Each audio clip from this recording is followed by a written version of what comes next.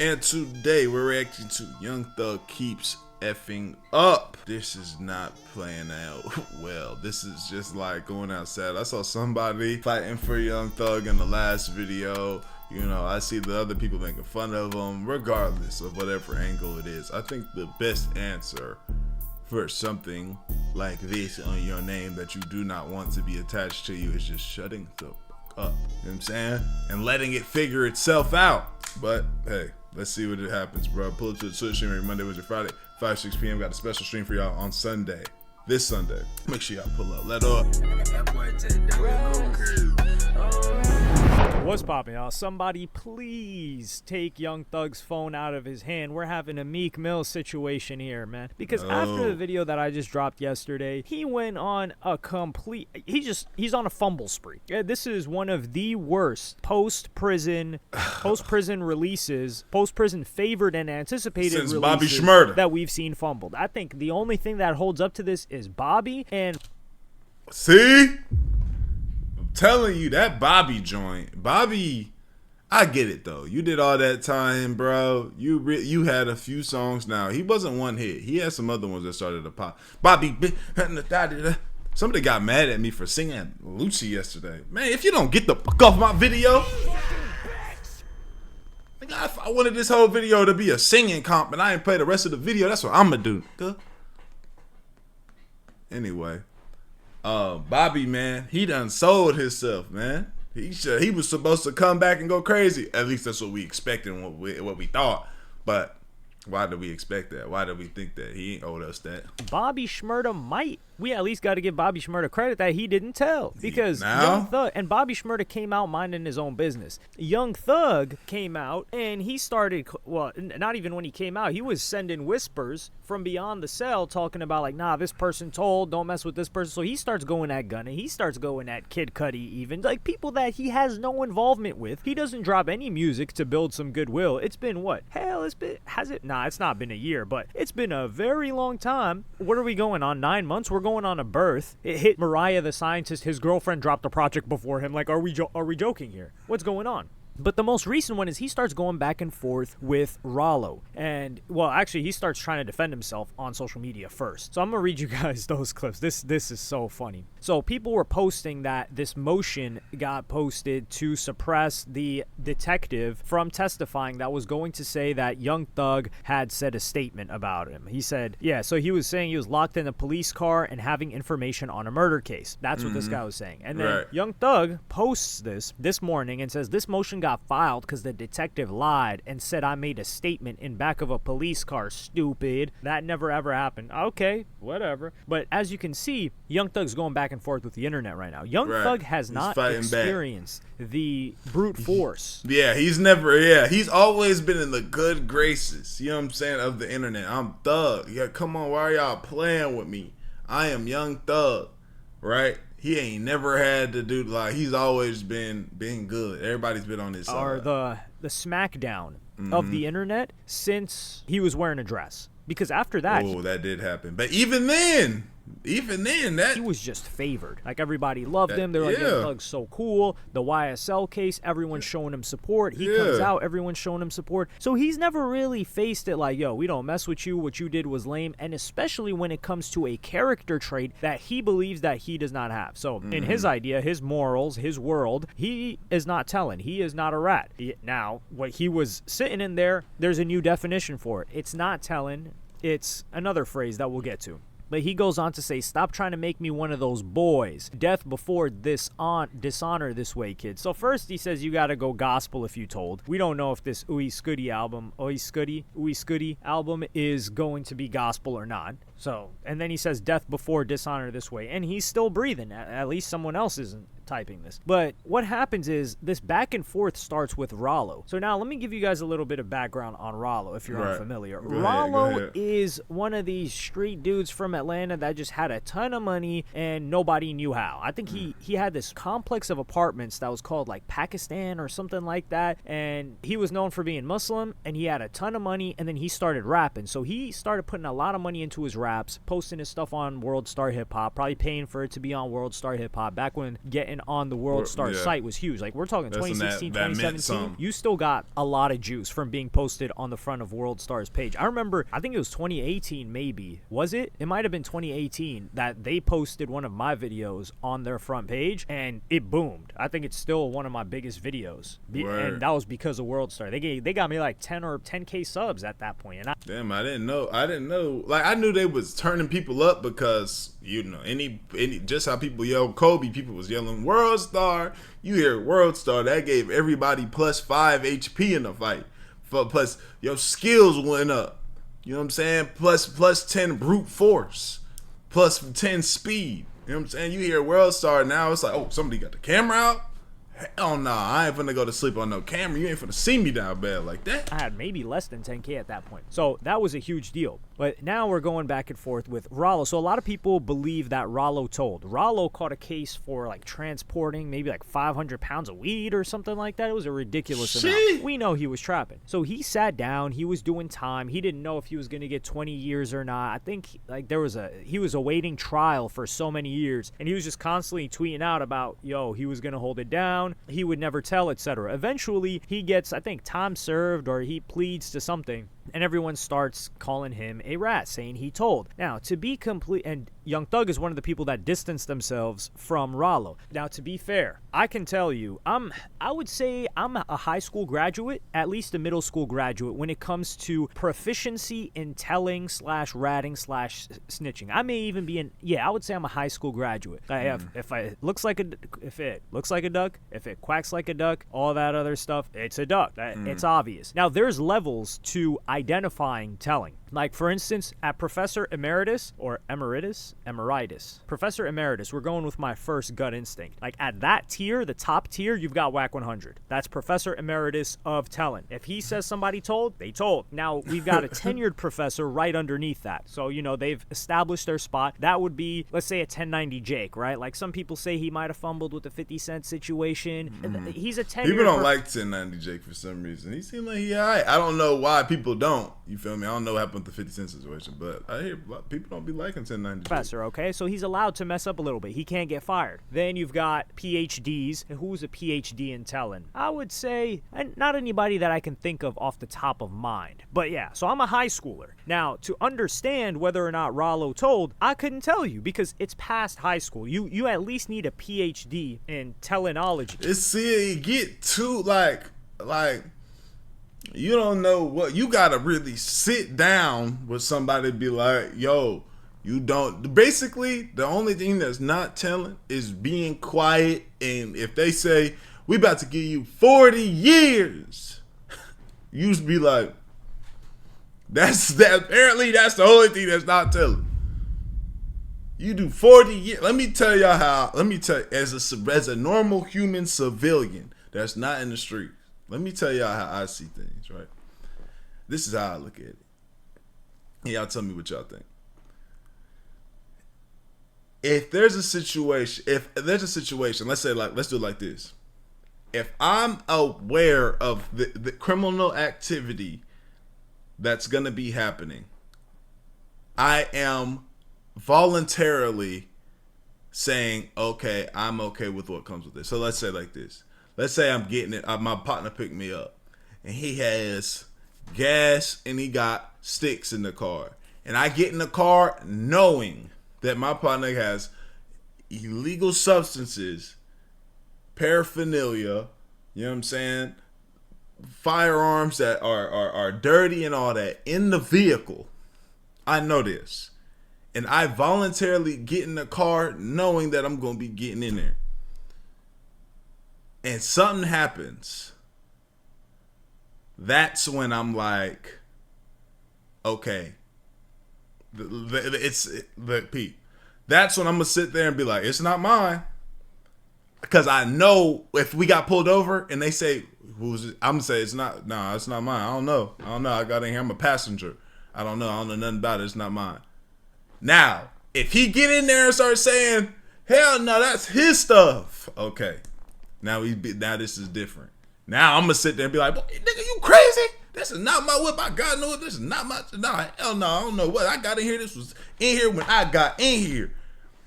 This is either his or I don't know. You start pointing the finger at me, I'm about to flip on your ass. I ain't gonna lie. And be like this on you. But we get in there though. But if I get in the car voluntarily, knowing all that's in there, I'm accepting the fact that if something happens, I'm gonna have to sit here and say, I don't know, it's not mine. Without saying, no, it's his stuff. Cause I'm voluntarily going in there. Right? Now, if I get in the car not knowing none of that stuff is in there, again, same thing. I basically same thing. I don't know. This is not my hell. No, I didn't even know none of this was in here. Same thing. You can say that for the last situation too. Again, buddy started pointing. Hell no, that's his. Oh yeah, that's going out the window. I'm not gonna be like, what? No, I don't know whose it is, but it's definitely not mine. No. I got in the car. That's his junk. I don't know. It's not mine. If it's in here, it must be his then. Shit. You gonna, as a civilian, that's how you gonna get it from me, right? Basically what I'm saying is, if I voluntarily do crime or get involved in crime, and I say I know crime is happening, I'm going to come here and be in crime. I'm not saying nothing, because I, as a person, accepted my fate to the fact that I'm going to be involved in crime. If I am not going to be involved in crime, I'm not trying to be involved in crime or anything like that. No. But I still go in there, I'm wrong. You feel me? You supposed to, if you see that and you're not trying to be around that, you don't want to be in no situation where you feel like you gotta tell or you're not trying to be around that. You say, no, I don't want to be around that. No, I'm not a part of that. But if you involve yourself in crime, you have to accept that. You have to accept that, and don't say nothing. You say, hold just now. I ain't gonna lie. Until a man starts saying, no, it's his. Oh, it's over with. Now I'm gonna be on that stand like this, pointing at you, like just like this. You try to flip on me, but by that time it really be too late for niggas anyway. But if I'm gonna be a part of crime, you got to stand on the fact that you're not gonna tell on nothing, because you wanted to be a part of crime. You wanted to. You feel what I'm saying? Snitchology, to be able to dissect that and explain whether or not he told. Me, frankly, I don't know. Haven't gotten into it that deep. I see what Gunna did. That looks like telling. I see what Young Thug did. That looks and sounds like telling. So it's high school level right there. Now, what Ralo says is he starts going in. And he goes in starting yesterday and says, I ain't going ish on you like you ished on me when everybody went against me. I'm going to pray for you and hope we can all get this ish back together. So he's throwing subs right there. And then he sends a message to Pee Wee Roscoe and says, you a hoe. Where you at? Let's meet so I can show the world how much of a B you is. And this is after Pee Wee Roscoe, who was the guy that Young Thug was saying was selling Wayne weed. He was the guy that he was offering him up in the tour bus situation. And Pee Wee Roscoe goes on to defend Young Thug on an IG live, but calls out Ralo. He's like, yo, what Thug did, that's not telling. What Ralo did is telling. And Ralo's probably looking around, and we're looking around like, yo, what the hell? Why'd you bring him into this? It's not like he's popping or something. He's trying to deflect. So Ralo posts that and says, slap. And he says, you know I ain't going. I don't even know why a F would play with me like that. Paint whatever picture you want of me, and I'll help you hang that ish up so I can show you how much I don't give a F. And then he posts that motion by that Young Thug replied to. So Young Thug saw Ralo post it. So this is like an internal Atlanta thing, not even just the internet. But he says, good morning. I just want to tell that ugly fat B, Big Jade, she owe me and Gunna an apology for how she did us. That Big B won't be able to fit them spider sweatsuits when I get done with how much ish I'm finna talk. Nothing beats a jet to Holiday. And that's in reference to this girl, Baby Jade. So Ralo says, the big bouncer herself, back promoting parties. Are you working the door or kitchen? And yeah, he starts going in on her. And then Young Thug responds to Ralo, but he just screenshots that. And then Ralo says, well, B, I lied to the feds for real, and you still called Lil Baby and told him to cut me off because I wasn't right. So now you gonna have to go through what me and Gunna went through, and we waiting on that gospel album too, twin. Whew. And then Young Thug replies to him and says, see, the difference between me and you is one of your friends said you didn't lie. You actually told on real people. So that's one of his friends. or former friends. You said that somebody actually did something that they was arrested for. I made an honest mistake saying that we sold Lil Wayne weed. So it's not telling anymore. It's not ratting. It's not snitching. It's an honest mistake. Like 6ix9ine. Let me see. Hold on. I made an honest mistake saying that we sold Lil Wayne weed to try and prove to the detective that we wasn't beefing with him. So he's saying, "Oh, we sold."